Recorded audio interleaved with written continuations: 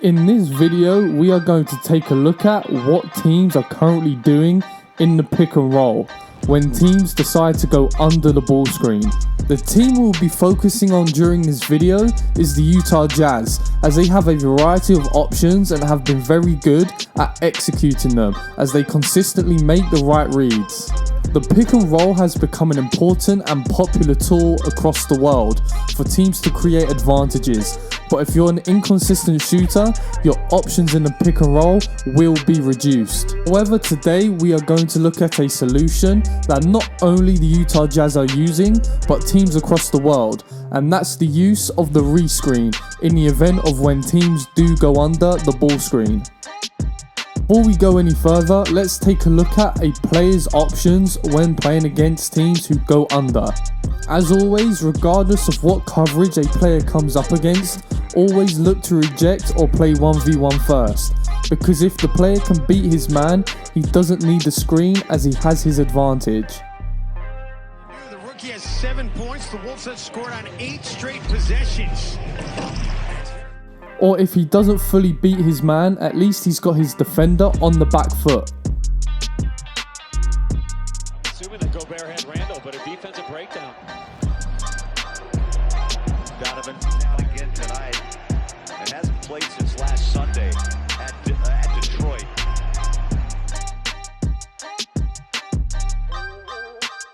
This second option is the only way to stop teams from going under, and that's if you can make the pull-up 3.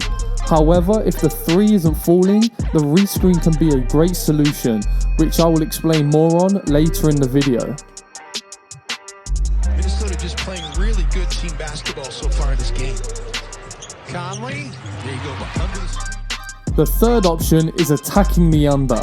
The read here is if the defense gets caught up in the screen and gives you a driving lane to the basket. This option is more of a case of, can I beat my man to the key or to the rim? Mitchell inside, finger roll counted. This final option is our focus for today, which of course is the rescreen. Let's talk about the reasons behind using the rescreen. The first reason, as I mentioned before, is so teams don't have to rely on the 3-point shot, and it gives a team another option, especially if it's early in the shot clock. However, the ball handler needs to be searching for this shot, so his defender stays on his toes, and you'll see why in the example we are going to break down. Ball came loose, Donovan backs it out, down by 1. 2:45 left third. They'll take the 3. And a whistle. This second option comes down to how detailed the other team's scout is, as they may have different coverages depending on a particular player's tendencies or dominant hand. Using the rescreen with players you know the defense is going to switch coverages on can allow you to stick to your style of play and get the looks you initially wanted.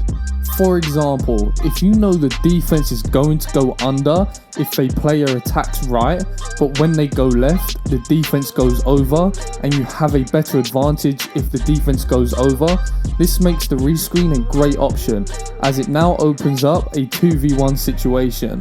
And when you have Gobert involved, I think his dunks at the rim are a higher percentage shot than a pull-up 3.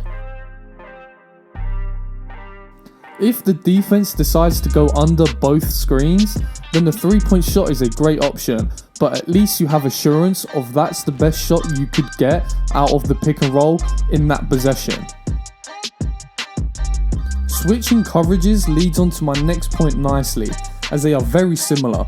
My last reason here is it allows the ball handler to get to their spots, whether that being getting to the rim or stepping into a mid-range pull-up or a 3. If you can get to your spot using the initial screen and it's a good shot, by all means take it. The rescreen only comes into play if the defense guards the first screen well and no advantage has been created.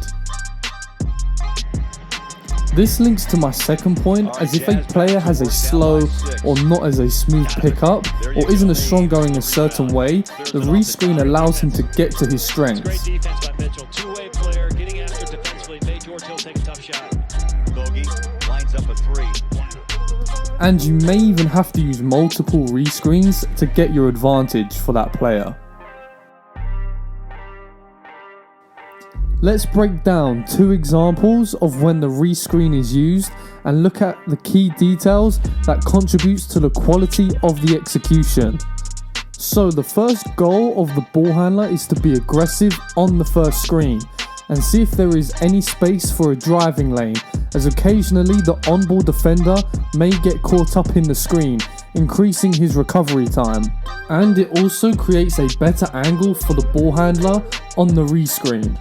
But another key element here is to be aggressive as well as being patient, meaning the aggressive attack is under control, so if the on-ball defender does recover, the ball handler is ready to react and pull back, understanding that the attack didn't open up any advantages. Flows into the next goal of having an understanding of the situation and an awareness of what the defense has done.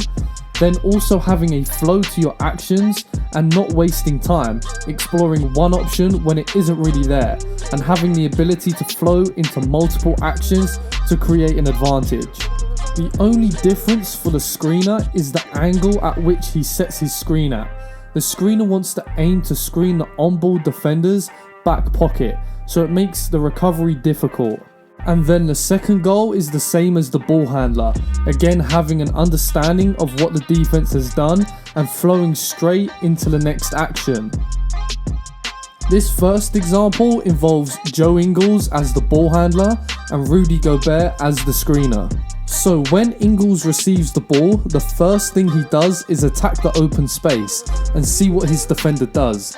Pay attention to what hand he's dribbling with, as it will tell you why the rescreen is being used in this situation. Now, as soon as his defender closes the space, he immediately pulls back and squares himself up again.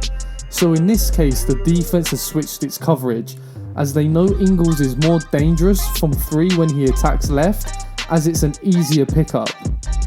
Pay attention to Gobert. He has seen Ingles attack and pull back and has immediately entered into the rescreen with a wide base and is aiming for the on-ball defender's back pocket.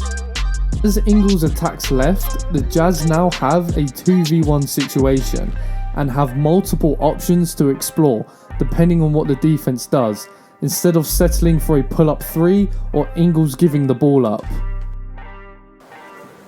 Ingles, there's that pass inside Gobert.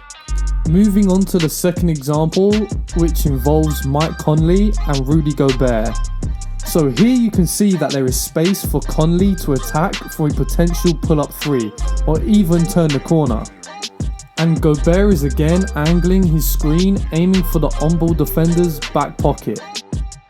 Going back to the point I made earlier about the ball handler should be searching for the 3-point shot, as you see as Conley attacks the space, his head's on the rim, and because of the great screen from Gobert, Lillard is now late recovering, which forces him to jump at the shot fake.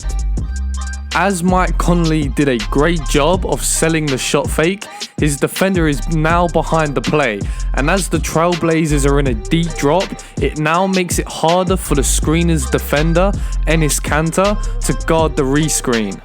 Now the Jazz enter into a get action, which is simply a quick pass to the screener into a handoff.